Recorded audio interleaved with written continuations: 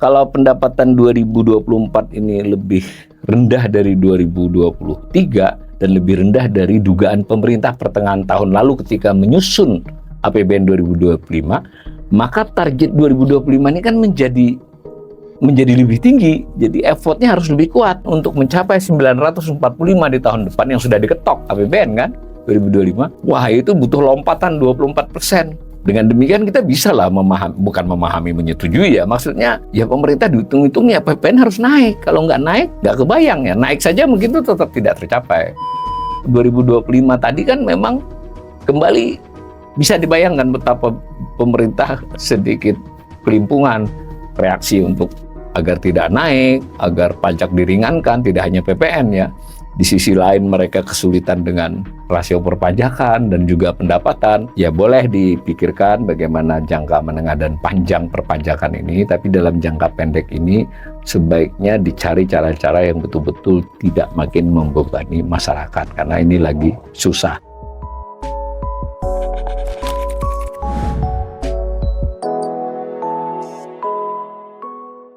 Salam cerdas. Ibu, Bapak, saudara-saudara yang saya hormati, seri assessment atau analisis umum kali ini mengangkat topik realisasi APBN hingga akhir November 2025 dan bagaimana prospeknya dalam 1 bulan tersisa serta dampaknya apa terhadap kemungkinan realisasi APBN 2025 nantinya. Sebagaimana biasanya, Menteri Keuangan didampingi oleh Wakil Menteri dan beberapa eselon 1 dia itu menyampaikan rilis APBN kita seminggu yang lalu. Nah, termasuk lebih awal dibandingkan jadwal bulan-bulan sebelumnya. Biasanya itu tanggal 20-an lebih ya.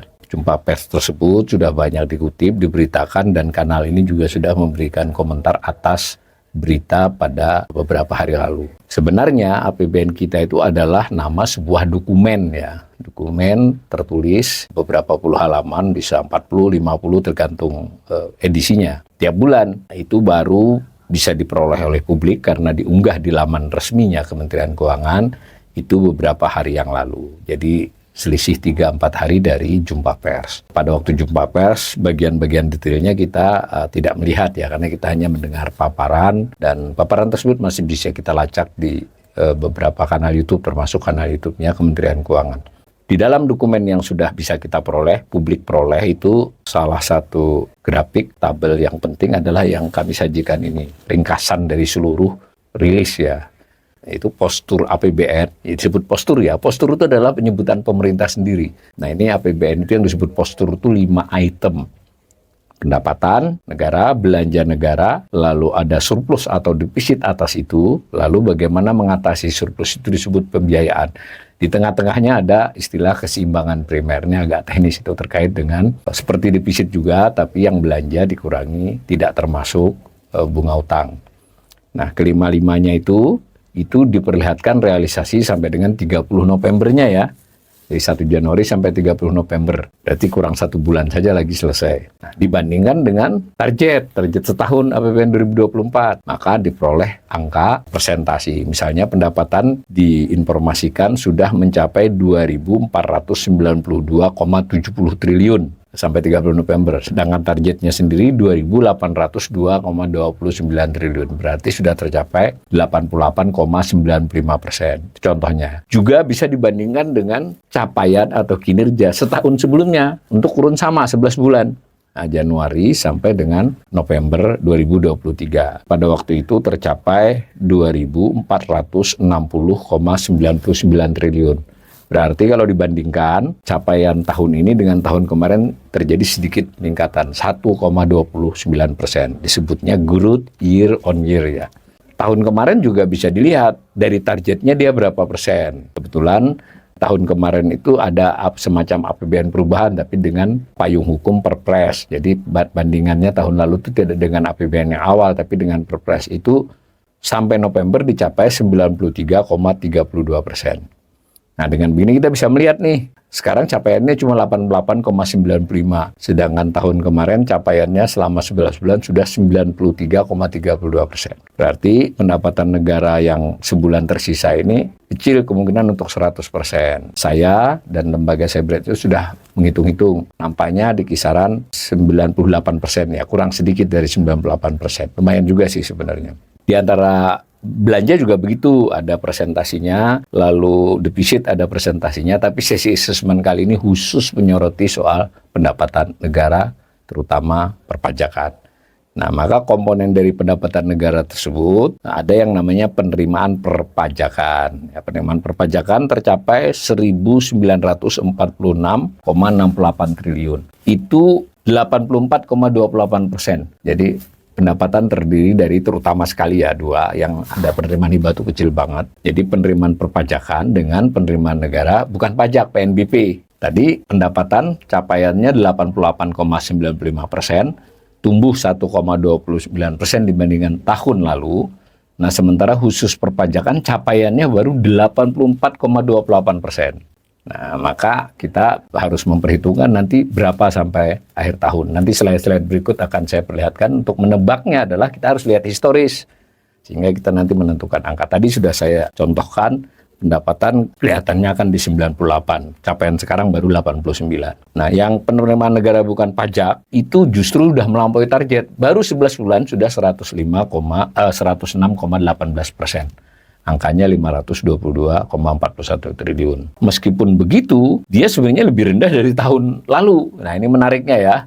Karena berarti waktu ditentukan target, PNBP ini sedikit rendah. Karena pemerintah waktu itu khawatir dengan harga-harga komoditas. Ya. Jadi itu diturunkan, ternyata capaiannya tetap melampaui target. Pendapatan negara prinsipnya terdiri dari dua, penerimaan perpajakan dan penerimaan negara bukan pajak. Sebenarnya ada hibah, tapi kecil banget hibah. Nah, lalu penerimaan perpajakan itu terdiri dari pajak dengan kepabeanan, dan cukai kepabeanan itu berarti bea masuk dan bea keluar serta cukai. Ini dicerminkan oleh struktur Kementerian Keuangan. Jadi kalau pajak itu ya Direktorat Jenderal Pajak, kalau bea cukai itu ya Ditjen Bea Cukai. Tapi kedua-duanya disebut oleh HPBN sebagai penerimaan perpajakan. Bagaimana dengan kepabeanan dan cukai? Ini juga capaiannya tidak kinclong ya, hanya 80,30% dari target. Lebih rendah malah daripada pajak. Mari kita telusuri satu-satu dari proses ini. Nah, ini kita gambar saja dari tahun ke tahun, tapi khusus capaian sampai 30 November ya. Tadi di atas kita sudah melihat pendapatan itu sudah mencapai 88,95%, 90% dari target ya. Sementara penerimaan perpajakan cuma 84,28%. Dari 2017 sampai dengan 2024 ini adalah informasi capaian APBN sampai dengan 30 November berdasarkan informasi Kementerian Keuangan di APBN kita. Jadi realisasi sementara. Nah, tampak angka 88,95 dari sisi pendapatan atau lebih khusus perpajakan 84,28% itu lebih rendah dari 2021, 22 dan 23. Jadi terendah selama 4 tahun. Memang masih lebih tinggi daripada era pandemi atau sebelumnya pada waktu 2019 yang sudah ekonomi sudah menurun. Nah, jadi itu ya lu gambarannya. Jadi ini bukan tahun yang baik gitu loh berdasarkan 4 tahun terakhir secara hasil pendapatan dan lebih khusus lagi penerimaan perpajakan sebagai salah satu komponennya. Yang tidak digambar adalah PNBP. Nah, kenapa tadi pendapatan bisa 88,95% dari target padahal pajak cuma 84,28 kan ditopang PNBP yang mencapai sekitar 106% tadi kan. Nah, mari kita lihat pemerintah sendiri sebetulnya pertengahan tahun lalu di bulan Juli itu mengeluarkan prognosis ya, jadi outlook. Nah, prognosis ini kemudian angkanya dipakai di APBN 2025. Maksudnya ketika menyusun APBN 2025 mulai dari R dulu ya, itu basis perhitungannya adalah perakiraan realisasi 2024. Nah, disebut outlook atau disebut prognosis. Itu saya kasih tanda. Ini dari dokumen pemerintah, saya kutip. Nah, itu sebenarnya penerimaan pajak itu ditargetkan 1.921,9 triliun. Kalau di APBN-nya sendiri itu 1.988. Jadi sebenarnya sejak pertengahan tahun lalu dan ditaruh di APBN 2025, itu sebetulnya pemerintah sudah menduga akan terjadi shortfall namanya ya, tidak tercapai penerimaan pajak ini.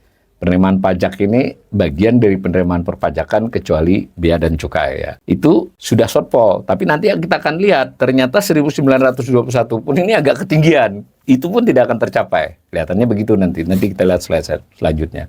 Ada rinciannya soal pajak penghasilan, PPN dan PPNBM, kemudian pajak bumi dan bangunan, lalu pajak lainnya. Khusus pajak penghasilan itu sudah diperkirakan akan shortfall lebih sedikit daripada yang seharusnya. Ini perkiraan pertengahan tahun lalu loh. Nanti saya sebagai ekonom dari sebuah lembaga namanya Bread Institute akan memberikan perakiraan juga.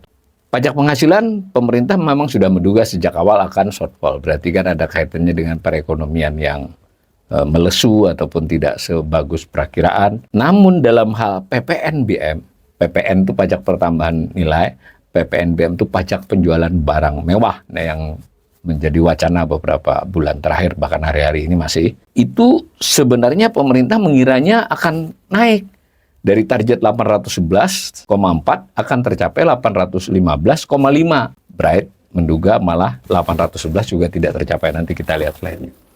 Nah, sedangkan bea cukai itu juga sejak awal pemerintah menyadari bahwa ini tidak tercapai. Cuma tidak tercapainya tipis itu. Nah, secara keseluruhan total penerimaan perpajakan juga akan diperkirakan lebih rendah dari target APBN. Ini pertengahan tahun lalu sudah begitu. Masalahnya ternyata menurut kajian Bread Institute, selama beberapa bulan berjalan hingga 30 November tadi, perakiraan pertengahan tahun lalu pun yang menjadi dasar penyusunan APBN 2025 pun masih terlalu optimis. Jadi lebih rendah dari itu. Dalam halnya kaitannya terhadap penerimaan perpajakan. Nah, ini slide berikut ini untuk memberikan contoh saja. Yang atas itu adalah yang sudah terjadi ya, 2022 dan 2023, biar kita punya gambaran. Jadi ada informasi di LKPP, Laporan Keuangan Pemerintah Pusat itu realisasi APBN. Ada yang rinci di salah satu halaman, itu tahun 2023 PPN BM ya, seluruh PPN BM itu 749,87 triliun. Sebutlah 750. Makanya tadi 2024 ditargetkan 811 dan sempat dikira-kira akan tercapai 815 basisnya ini. Tetapi di bawah itu dari APBN kita yang terbaru sampai dengan 30 November ternyata khusus PPN dan PPNBM itu baru tercapai 87,23%. Sudah 11 bulan loh. Karena itu lembaga kami dan saya sebagai ekonom seniornya itu menduga nanti PPN dan PPNBM ini akan tercapai 94,5%. Namanya shortfall. Shortfall itu adalah sebuah penyebutan atas tidak tercapainya target penerimaan perpajakan pada tahun yang berjalan. Khusus untuk pajak penghasilan, itu capaiannya selama 11 bulan lebih buruk ya, baru 82,88%. Tetapi kami menduga masih akan ada peningkatan yang cukup bagus di sebulan terakhir sesuai kebiasaan, karena ada banyak yang masih belum dibayarkan. Itu kemungkinan nanti bisa mencapai 93%. Dengan sendirinya, target keseluruhan perpajakan pun akan lebih rendah. Bagaimana dengan bea dan cukai? Nah, bea dan cukai ini targetnya 320,98. Sampai 11 bulan itu sudah didapat 257,75. Jadi hanya 80%, 80,30% ya. Ini nampaknya maksimal akan tercapai cuma 90%. Jadi akan di bawah target. Nah, lalu PNBP, penerimaan negara bukan pajak. Ada pendapatan SDA, sumber daya alam, ada pendapatan dari kekayaan negara dipisahkan, terutama sekali BUMN ya. Kemudian ada pendapatan PNBP lainnya. PNBP lainnya itu ada pendapatan penjualan hasil tambang. Ini ada aturannya ya. Jadi ada bagi hasil tambang yang disebut pendapatan penjualan hasil tambang. Beda dengan pendapatan SDA tadi ya. Nah, kemudian jadi di tambang itu ada beberapa hasil yang diperoleh oleh APBN. Nah, lalu ada pendapatan DMO ya. DMO ini domestic market obligation, ada kewajiban penjualan dalam negeri dalam beberapa komoditas, itu juga menghasilkan. Lalu yang besar itu justru PNBP KL. Jadi kalau kita ke rumah sakit, kalau kita perguruan tinggi, beberapa BLU milik pemerintah pusat itu memberi hasil pendapatannya. Begitu juga kalau saya ekonom, kalau umpama beli data ke BPS, ada yang data yang dijual itu masuk PNBP ya. Lalu ada pendapatan BLU. Oh maaf, kalau rumah sakit perguruan tadi masuknya sebagian di BLU ya. Kalau KL itu contohnya di kepolisian, layanan di beberapa kementerian imigrasi gitu, ada yang bertarif itu masuk PNBP. Tapi yang BLU itu yang tadi seperti rumah sakit dan sebagainya, yang khusus BLU ya, itu cukup besar. Nah, ada outlook-nya nih. Outlook ini berarti kan perakiraan pertengahan tahun tadi. Secara keseluruhan memang sudah sejak awal dikira akan meningkat. Jadi melebihi target. Targetnya 492, pemerintah memperkirakan 549. Jadi memang dari awal sudah di kisaran di atas 110% ya. Karena sampai November ini pun 106,18%. Tetapi khusus BLU itu memang kelihatannya lebih rendah dari target. Nah, yang BUMN juga kelihatannya bisa lebih rendah dari target. Justru yang kuat itu adalah SDA dengan pendapatan PNBP KL ya. Ini juga menjadi basis nanti kalau mau diperbincangkan publik, loh ini mungkin karena layanan-layanan kementerian lembaga, entah tarifnya yang meningkat atau orang makin banyak minta dilayani ya, kita masih harus lihat untuk detail-detail.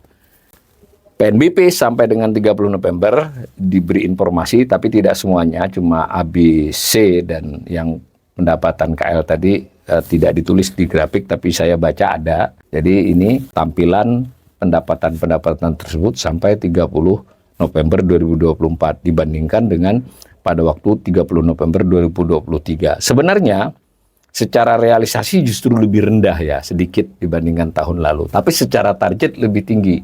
Ini menyisakan pertanyaan, berarti waktu disusun target PNBP ini kurang tinggi, bisa begitu kan? Sekurang-kurangnya ini memberi informasi shortfall perpajakan tadi sedikit melebihi targetnya PNBP. Cuman dilihat saja angkanya, PNBP ini masih targetnya adalah 492, nanti realisasinya mungkin bisa mencapai 540. Pajak targetnya 1.900 berapa tadi? 1.998, jadi gede lah. Secara keseluruhan bahkan lebih dari 2.000 kan, jadi memang PNBP kita hanya sekitar 20-25% dari target pendapatan. Nah, kalau di gambar grafik sekarang, untuk kita tahu, gambar grafik ini gunanya adalah untuk kita melihat data historis dari perkembangan berbagai komponen. Nah, kalau dilihat pendapatan negara ya cenderung meningkat kecuali pada saat COVID dan beberapa tahun tertentu ya, jadi tahun-tahun tertentu ya turun karena kondisi ya sebutlah resesi kecil pada waktu itu. Kalau COVID resesi sedang. Nah, bahkan di 2024 ini kemungkinan itu lebih rendah sedikit daripada 2023. Ini menarik ya. Ini perakiraan Bright Institute. Kalau perakiraan pemerintah sama. Jadi 2023 dengan 2024 ini di kisaran 2.802. Jadi target perakiraan pemerintah dengan capaian tahun lalu sama, tapi perhitungan Bright Institute berdasarkan realisasi sampai November dan perakiraan sebulan ke depan kelihatannya hanya 2.745. Maksimal 2.800, tapi sulit kayaknya. Dengan demikian terjadi kontraksi ya. Nah, apa artinya? Kalau pendapatan 2024 ini lebih rendah dari 2023 dan lebih rendah dari dugaan pemerintah pertengahan tahun lalu ketika menyusun APBN 2025, maka target 2025 ini kan menjadi lebih tinggi. Jadi effortnya harus lebih kuat. Berarti dibutuhkan untuk mencapai target 2025 nanti, itu dibutuhkan kenaikan pendapatan 9,48%. Sebelumnya nggak sampai segitu. Sebelumnya hanya di kisaran 5%. Kalau 2024-nya itu mulus ya, ternyata tidak mulus. Nah, untuk argumen kita juga bisa buat rata-rata. Rata-rata kenaikan per tahun, rata-rata ya. Jadi persen dijumlahkan dibagi tahunnya. Itu 17,53. Pada 2005 sampai 2014 era SBY 15,34%. Era Jokowi fluktuatif banget karena salah satunya ada pandemi. Tapi kalau dibuat rata-rata jadi 6,65%. Maka berdasarkan data beberapa tahun terakhir, 2-3 tahun terakhir terutama, meskipun 2022 itu kita kebetulan naiknya pesat, maka target 2025 9,48% ini termasuk ambisius ya, termasuk ambisius. Nah, kalau kita breakdown ya, penerimaan perpajakan menurut perdugaan Bright Institute itu hanya akan tercapai 2.182 triliun ya. Jadi sedikit lebih tinggi dibandingkan tahun 2023. Dikit banget, tipis. Nah, semula pemerintah kelihatannya menargetkan, itu bukan kelihatannya, memang dicantumkannya di kisaran 2.200 berapa gitu. Jadi Bright mendiskonnya dari fakta sampai 30 November tadi. Nanti para pemirsa juga bisa cek tadi uraian di atas tadi sampai 30 November berapa. Nah, dengan demikian kalau hanya dapat 2.182 triliun atau kisaran itu, maka kebutuhan untuk menaikkan ke 2025 kan tinggi. Jadi butuh 11,48%. Nah sama nih, 11,48% ini termasuk target ambisius melihat data historis ya, dengan pengecualian tahun 2022 ya. 2022 itu selain memang tingginya karena situasi, juga karena faktor pandemi itu kan membuat merosot, maka tahun berikutnya kan presentasi kenaikannya tinggi. Jadi 2021, 2022 itu ada soal database kenaikan. Jadi kita jangan lihat angka naiknya saja, tapi batangnya itu loh, batang biru yaitu nilainya. Maka bagaimanapun dari gambar ini, target 2025 itu untuk perpajakan ambisius. Masuk akal ya, ketika pemerintah bersikeras dengan PPN yang ya ada sedikit-sedikit pengecualian, tapi secara umum kan tetap dari 11 menjadi 12. Itu adalah karena ini. Bung, kalau nggak digituin, ini 2433 ini ya nggak mungkin tercapai. Bahkan kalau kita lagi breakdown, perpajakan tadi kan selain biaya dan cukai, itu 5, jadi 7 macam. Nah, tapi 2 yang terbesar, pajak penghasilan dengan PPN dan PPNBM satu kelompok ya. Yang lain kayak pajak bumi bangunan, pajak lainnya, dan cukai itu kan di bawahnya ini. 2 ini yang paling besar. Nah, penghasilan itu memang sudah diperkirakan 2024 ini tidak tercapai, tapi saya memberikan angka yang sedikit lebih buruk dari perakiraan pemerintah, yaitu 1.060 triliun, dan itu berarti sedikit lebih rendah dari 2023. Maksimal akan setara, makanya ini turunnya min 0,12%. Dengan demikian, untuk mencapai 100.209 triliun di tahun depan, itu butuh kenaikan yang melesat ya, juga tidak sesuai data historis belakangan. Dengan begitu, mungkin ada asumsi, atau memang bukan asumsi ya, memang sudah dipersiapkan langkah-langkah untuk meningkatkan itu. Ada beberapa aturan yang akan diterapkan terkait pajak penghasilan di luar soal PPN ya. Meskipun sudah ada yang sudah diungkapkan, tapi yang diungkapkan kan insentif. Kalau insentif itu berarti mengurangi dari sisi pemerintah ya. Maka mestinya ada kebijakan-kebijakan lain yang mungkin akan dikuatkan dalam hal PPh ini. Kebijakan itu tidak harus tarif ya, mungkin ada beberapa treatment. Karena kalau tidak nggak tercapai nih di tahun 2025 1.209 triliun. Nah, bagaimana dengan PPN? Saya sebut PPN aja, maksudnya termasuk PPNBM. Nah, itu targetnya kan 811,4 triliun.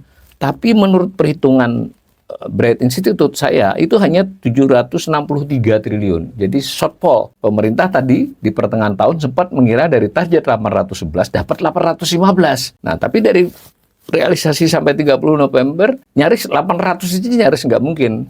Nah, saya kasih 763. Kalau mungkin dengan effort tertentu, entah bagaimana, mungkin hanya 770 ya. Dengan demikian untuk mencapai 945 di tahun depan yang sudah diketok APBN kan, 2025, wah itu butuh lompatan 24%. Dengan demikian kita bisa lah menyetujui ya. Maksudnya ya pemerintah dihitung-hitung ya PPN harus naik. Kalau nggak naik, nggak kebayang ya. Naik saja mungkin itu tetap tidak tercapai. Karena tadi ada beberapa pengecualian dan semacamnya.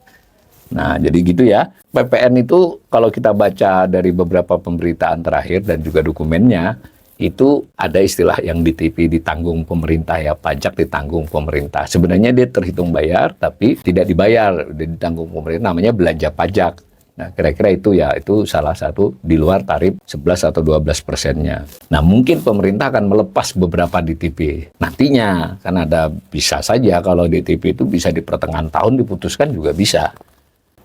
Dengan penjelasan pajak penghasilan dan PPN tadi dan keseluruhan perpajakan, terdapatlah angka rasio pajak. Nah, sampai dengan 2023 itu real ya. 2023 itu 10,31% itu yang dipakai perpajakan. Kalau misalnya bea cukai tidak diikutkan, hanya pajak namanya, itu hanya 8,57%. Maaf, di 2023 itu berarti 10,31 dan 8,57 ya. Oh, ini kebalik, maaf. Ini yang 2023-nya yang 8,99. Saya bulatkan aja. Rasio perpajakan 10,31, sementara rasio pajak saja itu kira-kira 9%. Tahun 2023. Bagaimana 2024 ini? 2024 ini menurut perhitungan Bread Institute 10% ya, itu saya tulis 9,90, belum sempat direvisi. 10, jadi turun rasio perpajakan. Ya, dengan begitu usaha untuk 2025 tadi kan memang kembali bisa dibayangkan betapa pemerintah sedikit kelimpungan reaksi untuk agar tidak naik, agar pajak diringankan, tidak hanya PPN ya. Di sisi lain mereka kesulitan dengan rasio perpajakan dan juga pendapatan. Nah, itu tantangan buat pemerintah untuk mencari kiat-kiat bagaimana memperbaiki kondisi ini tanpa menyulitkan masyarakat, kan begitu. Tapi prospeknya ya seperti itu, kita belum jauh. Nah, kalau APBN 2025 ini sebenarnya belum ada kenaikan target rasio itu dengan target angka tadi. Ya malah bisa turun kalau PDB-nya naiknya lebih gede kan. Ya anggap aja sama lah, masih 10,3. Di sini saya tulis 10,23. Perpajakan pun hanya 9. Semacam itu ya. Nah, maka Ibu, Bapak, Saudara-saudara yang saya hormati, kesimpulan penutup terhadap asesmen kali ini. Pertama, kita sudah melihat tadi, menurut Bright Institute, menurut saya pendapatan negara tahun 2024 itu diperkirakan sedikit di bawah target APBN. Kisarannya 98%, yaitu senilai kurang lebih 2.745 triliun dari target 2.802 triliun. Terutama sekali pendapatan perpajakan akan shortfall. Shortfall itu artinya tidak sesuai target. Secara lebih khusus, 2 dari 7 komponen perpajakan yang terbesar, yaitu pajak penghasilan, itu kan hanya 93%. Sedangkan PPN serta PPNBM akan 94,5%. Nah, biaya cukai pun tak sesuai target, tapi Bright belum menghitung, mungkin kisaran 90%. Mengapa tadi pendapatan negara masih bisa 98%, padahal perpajakannya itu kebanyakan di bawah target, shortfall? Karena PNBP akan melampaui target, yang mungkin antara 114, bahkan bisa saja sampai 116%. Nah, dengan demikian target perpajakan 2025 yang akan datang, termasuk target pendapatan keseluruhan, itu menjadi lebih sulit dicapai. Maksudnya kan karena basis waktu nyusun itu adalah perakiraan realisasi 2024, ternyata realisasinya lebih rendah, maka lompatan yang dibutuhkan akan lebih tinggi untuk 2025. Karena itu pemerintah bersikeras, menurut saya tafsirannya, pemerintah bersikeras tarif PPN tetap dinaikkan dengan sedikit pengecualian dan beberapa insentif yang dibatasi waktunya. Nah, juga ada effort lain dalam hal pajak ya. Jadi beberapa kelihatannya sudah akan digalakkan di 2025. Nah, bulan-bulan ini, 2-3 bulan ini sebenarnya sudah banyak usulan lembaga internasional terkait dengan pajak di Indonesia ini. Mereka terakhir-terakhir ini World Bank ya, beberapa hari yang lalu, sebelumnya OECD. Semua berpendapat tax ratio. Nah, tadi rasio pajak tadi yang 10,3 di tahun 2023 dan dugaan Bright hanya akan 10 di 2024 yang berjalan ini, 10%. Itu jauh, mestinya Indonesia bisa 15% menurut berbagai laporan itu. Wah, kurangnya banyak banget itu ya. Untuk mencapai 15%, bagaimana, nggak mungkin dalam 1-2 tahun. Lalu ada usulan-usulan teknis ya dari kajian mereka. Misalnya tadi OECD itu bilang batas penghasilan kena pajak sekarang ini 54 juta ya, berarti 4,5 juta per bulan. Orang penghasilan di bawah itu nggak kena pajak, di atasnya baru kena. Itu diminta oleh OECD turunin tuh, jangan 54. Kemudian begitu juga dengan PPh untuk UMKM yang berdasarkan omset. Ya, yang sekarang berlaku itu 4,8 miliar setahun. Diusulin itu untuk turun, malah laporan Bank Dunia itu rata-rata mestinya hanya 500 juta batasnya. Maka dengan demikian si pengusaha tersebut menjadi pengusaha kena pajak ya, PKP. Kalau dia nggak kena kan dia tidak pengusaha kena pajak, usahanya maksudnya ya. Nah, dengan ini UMKM justru diminta punya, ya gampangannya kan punya NPWP dan bayar, bukan hanya punya NPWP saja, dengan diturunin batasnya, biarpun bayarnya kecil tapi kena kan. Jadi kalau selama ini dia omset 4 miliar setahun, itu ya kalau diturunin batasnya kena. Nah, itu yang dimaksud salah satu bagian dari usaha mengoptimalisasi underground ekonomi. Karena underground dimaksud legal ya, cuma tidak kena pajak. Nah, itu bagaimana diraih, antara lain diusulkan adalah menurunkan batas untuk PPh UMKM, termasuk juga PPh final UMKM yang 0,5% itu juga diusulin. Pokoknya diutak-atik lah. Kelebihan lain menurut berbagai laporan itu, dan nampaknya pemerintah mengkaji serius, meskipun menurut saya tanda petik masih ngelas-ngelas, masih kami bicarakan. Tapi sudah ada isu. Ketika batasnya diturunkan, terutama dalam hal usaha kecil ya, itu maka si usaha besar berhubungan dengan mereka itu jadi lebih setara. Maksudnya si yang gede ini juga bisa menghitung pengurangan pajak atas hubungannya ini dan seterusnya. Dari sisi pemerintah ya kecil-kecil tapi banyak. Dan begitu. Tentu tantangan seriusnya adalah Ya masyarakat gimana? Kalau kondisinya sedang tumbuh, sedang oke itu bagus ya. Tapi kalau begini, nanti habis PPN dinaikin, nanti batas kena pajaknya diturunin, berarti mereka yang sebelumnya nggak kena jadi kena. Kemudian ditambah lagi ya beberapa pungutan. Mungkin di pertengahan tahun ada BPJS iuran kesehatan yang naik. Mungkin beberapa iuran lagi bahkan sudah naik. Nah itu saya kira pemerintah harus serius ini memikirkan ini. Jangan hanya dari sudut pandang pendapatan yang tadi terancam meningkatnya pelan, bahkan khusus perpajakan itu nampaknya lebih sulit ditingkatkan. Kalau sudut pandangnya hanya itu, saya kira akan terjadi persoalan-persoalan yang lebih kompleks ya. Kalau saya tetap konsisten, ya boleh dipikirkan bagaimana jangka menengah dan panjang perpajakan ini, tapi dalam jangka pendek ini sebaiknya dicari cara-cara yang betul-betul tidak makin membebani masyarakat, karena ini lagi susah. Lebih baik diperbaiki efisiensi belanja, misalnya begitu pendapat saya, dan punya harapan baik lah ya, punya prasangka baik pemerintah memikirkan ekonomi keseluruhan, nasib rakyat banyak, tidak hanya fiskal dia, tidak hanya kas dan pengeluaran dan pemasukan negara. Mudah-mudahan.